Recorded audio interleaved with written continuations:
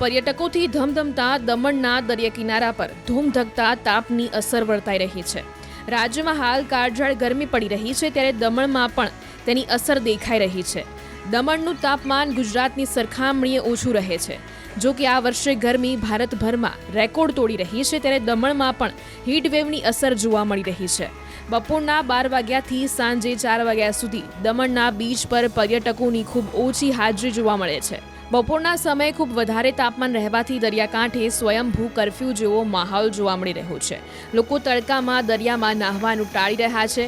સાથે જ જે પર્યટકો દમણના દરિયા કિનારે ફરવા આવે છે, તેઓ પણ ઠંડા પીણા અને લીંબુ શરબત સહિતના પીણાઓનો સહારો લે છે અને ગરમીમાં ઠંડક મેળવવાનો પ્રયાસ કરે છે।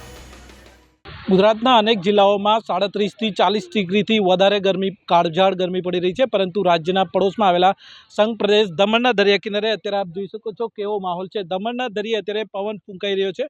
અહીંયા આગળ ગુજરાતની સરખામણીએ છે એ ગરમી છે ઓછી છે। અત્યારે જોઈ શકો છો દમણના દરિયા કિનારે અત્યારે અહીં 34 ડિગ્રી જેટલું અહીંયા આગળ ટેમ્પરેચર જોવા મળી રહ્યું છે।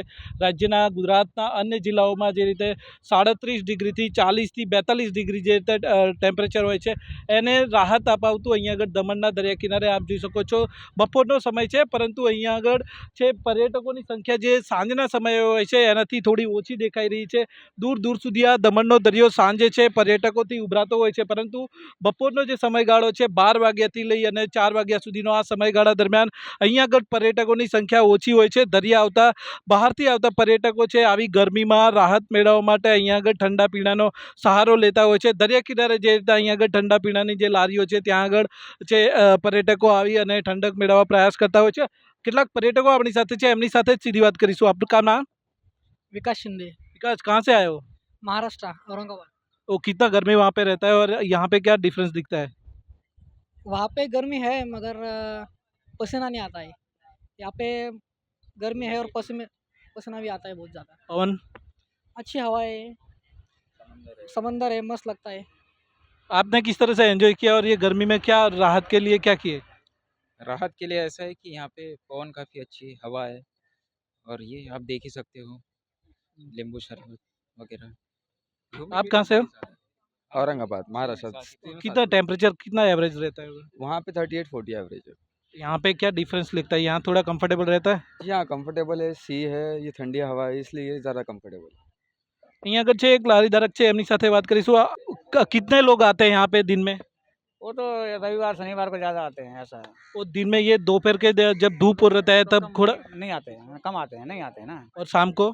शाम को 6 बाद में आते हैं। और दिन भर ये 12 बजे से 4 बजे तक? वो तो ताप में नहीं है, वो आते हैं थोड़ा बहुत घूम के निकल जाते हैं। તો આ રીતે છે અહીંયા આગળ દમણના દરિયે પણ જોઈ શકાય છે। અહીંયા આગળ ગુજરાતના અન્ય જિલ્લાઓની સરખામણીમાં છે ગરમી ઓછી છે અહીંયા આગળ, પરંતુ તેમ છતાં અહીંયા આગળના દમણનો જે દરિયો સતત પર્યટકોથી ધમધમતો જોવા મળે છે। અહીંયા આગળ 12 વાગ્યાથી 4 વાગ્યાના સમય દરમિયાન ખૂબ ઓછા પ્રમાણમાં પર્યટકો જોવા મળે છે અને 6 વાગ્યા બાદ છે દમણના દરિયે ફરી એક વખત જે અહીંયાનું જે પર્યટન છે અને અહીંયા જે લોકો છે ધમધમાના શરૂ થાય છે। આમ ગુજરાતની સરખામણીમાં દમણના દરિયા કિનારે ઠંડક છે તેને કારણે અહીંયા આગળ પર્યટકોની સંખ્યા જોવા મળે છે। બાકી શહેરી વિસ્તારની અંદર જે રીતે જોવા જઈએ તો શહેરી વિસ્તારમાં રસ્તાઓ છે સુમસામ જોવા મળે છે। ગરમી અને હીટવેવની આગાહીને કારણે તંત્ર દ્વારા પણ લોકોને સાવચેત રાખવાની સૂચના આપવામાં આવી છે અને કામ ન હોય તો ઘરની બહાર બિનજરૂરી નહીં નીકળવા માટેનું પણ જણાવવામાં આવી રહ્યું છે। ભરતસિંહ વાડેર, ન્યૂઝ 20 ગુજરાતી, દમણ।